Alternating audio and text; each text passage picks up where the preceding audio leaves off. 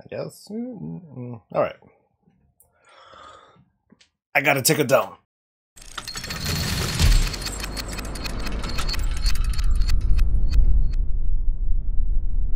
Hey, it's Soul. It's August 11th, 2017, and this is Warcraft Weekly. Glad to have you here, and well, let's just start off with the usual thing.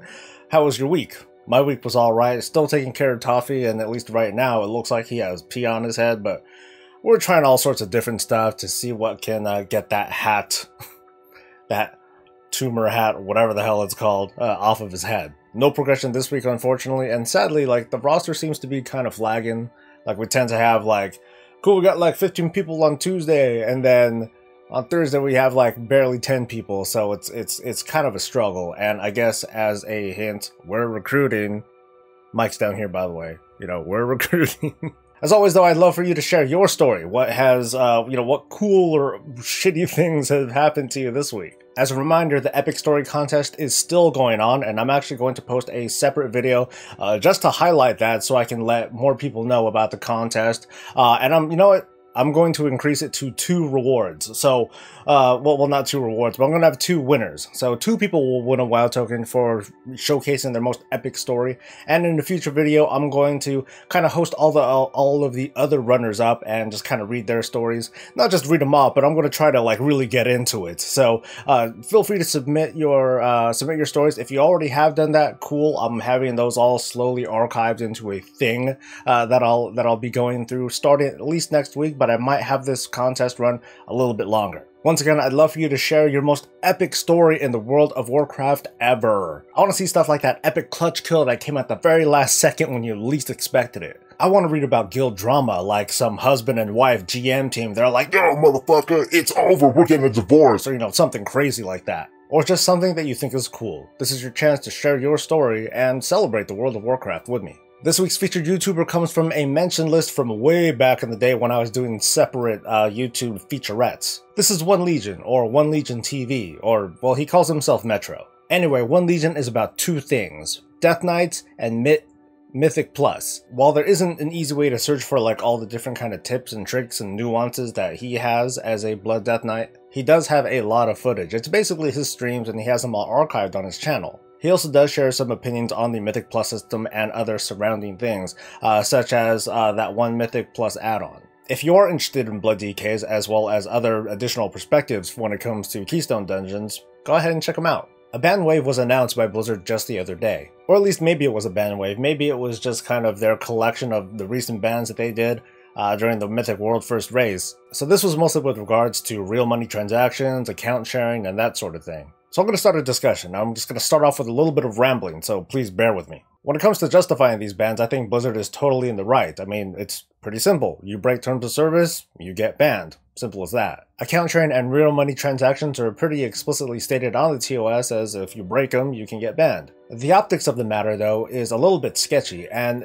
I guess it really depends on what perspective you're coming from. Some would say that Blizzard is very inconsistent in which the way that they issue bans. There's a lot of chatter about how EU guilds were largely ignored, or they basically weren't banned, unlike the US guild limit. At the same time, though, just because EU guilds aren't talking about it, does that necessarily mean that no action has occurred at all? It was pretty plain to see with Limit, not because Blizzard held up, Limit's head and be like, "Yes, if you, fuck up, this is what's gonna happen to you." It was Limit itself that was pretty blatant with the violations themselves, and on top of that, after the punishments were issued, they were pretty loud over on Twitter and whatever other social spaces. And this is where optics come into play. Asmongold himself got into this conversation with a member of Limit, or at least someone who was closely affiliated with them. And I'm just offering my opinion out there, but I think that person kind of made a fool out of themselves. Optics are important, and in the case of Limits, well, they made themselves look really, really bad. If in fact EU guilds went unpunished, that's a pretty bad thing. Thing is though, the smart way to go about it is to just not talk about it.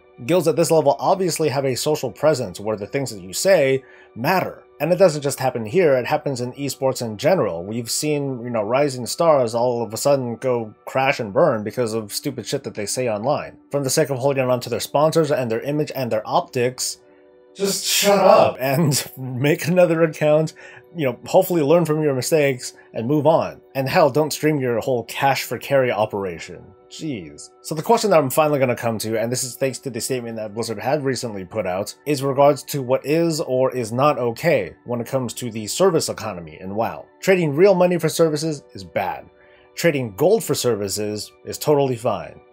But is that okay? It's a little bit sketch, especially with the presence of the WoW token, that gold for services are totally fine. It's like, hey, you can't use real money, but you can use Blizzard bucks, or whatever the hell you want to call it. So I'm wondering, how long can something like this hold up? How long until waves of players are complaining until Blizzard might relent and allow real money transactions to take place in game? Personally, I think it's never okay, and I'm talking from a more business-minded standpoint as opposed to just the principle of exchanging money for services. When it comes to the optics of things, I'm going back to that again, I don't think Blizzard wants to paint itself as a company where real money transactions can happen between players freely. That's kind of related to the original real money auction house over in Diablo 3, and that in itself involved all sorts of weirdness. So the question comes back to the gold for service economy. Is that okay? Share your thoughts. This week, the last one of LFR was released, and I gotta say, man, the carnage was real. In the Raid Finder version of Kill Jaden, people pretty much only had one job, and that's to stand in that foggy doo-doo stuff in order to prevent anyone from dying. Apparently that's a little bit hard to do. I see this as a nice wake-up call for players who are, traditionally pretty lazy when it comes to performing in Raid Finder. Of course, it's not going to immediately curb behavior. There's still going to be lazies out there that are just going to figure, oh, that person, the tryhard, yeah, they're going to stand in it because they want to get through it. I'm just here to auto-attack and AFK and watch TV and masturbate and... oh god. Sorry. My hope, though, is that LFR or the Raid Finder, in fact, does become a little bit harder, that it has a little bit more teeth, similar to what's going on here. It's like, hey, let's not give people too much to do, but let's make those things that you have to do totally matter. Whether or not you completed the Kill Jaden fight, you're going to see Argus above the sky. For now, it's going to be the present threat that looms over all of Azeroth. It doesn't matter what continent you're on, what level you are. Well, you're not going to see it in an instance, hint hint, Blizzard, but it's there, and along with doomsayers and concerned citizens scattered across Dalaran, it's going to feel more and more real as we get closer to 7.3. And of course, this week on the 7.3 front, there is a new build that's out.